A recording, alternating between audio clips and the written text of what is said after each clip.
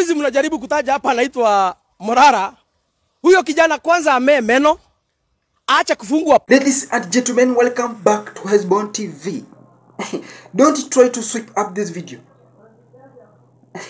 Morara Kebaso ameweza kuona kivumbi. Ameweza kupatikana mashakani after kushambulia William Samoei Arap Ruto. Hebu sikiza vile watu walikuwa wakimshambulia. Uhuru Kenyatta, the former president, aliiba pesa hii Kenya more than 6 trillion shillings wakiwa na Ruto. That same Uhuru Kenyatta akona 4 cabinet ministers ndani ya cabinet. That same Uhuru Kenyatta has a bank called NCBA whose biggest client is government, and it registered the highest profit the last financial year.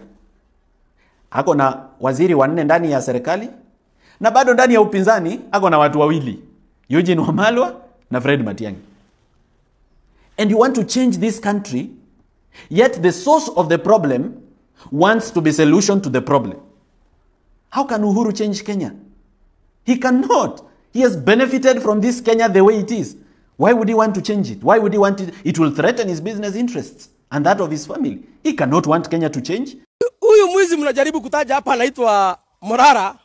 Huyo kijana kwanza ame meno. Acha kufungwa pampers. At least ajaze hata kama ni makenda kwa mkono akuwe mwanaume aweze kuongoza taifa. Lakini hiyo upuzi nimesikia anajaribu kuongea hapa kila siku. Unajua by the way, na Rigathi Gachagua alikosea sana. No aitiria muno Rigathi nigwita he metha ine ya thuri mogocire. Tondu ndeto ile kimwana kiu kiraria. Ongea Kiswahili ndio tuelewe sisi wote. Ile maneno huyo kijana anaongea ni mambo ya upuzi ya fitina. Unajua Morara amekoni vijana wote. Videos ziko mkitaka niwaletee tuwataletea. Akikoni vijana anawaambia nyinyi endeni kazi mnitumie pesa niweze kuzunguka Kenya. Wale vijana anaitisha pesa ni vijana wadogo wanajiria wanafanya hii tu kazi ya 200 300. Anawapora hiyo pesa anachukua ananunua Prado. Anawapora hiyo pesa ananunua tusuti. Anaanza kurukaruka kwa kamera akijifanya anakosoa serikali. Huyu kijana ni mtapeli, ni mwizi. Na ile siku Martha Karua wakiwa na Rigathi Gachagua wameita yeye hapa kwa meza huko Nairobi. Kijana alikuwa anafikiria akienda hapo sababu anajiita kiongozi wa Gen Z atapatiwa pesa. Pesa gani unapatiwa? Na hiyo ndio vita. Hii vita mnaona na huyu kijana anaitwa Morara imetoka kwa sababu siku aliitwa pale alifikiria atapatiwa pesa. Lakini kufika hapo aliulizwa, kijana umekuja hapo unawakilisha nani? Hauwakilishi jamii ya Wamugusi sababu Matiang'i na Onyoka wako kwa hii meza.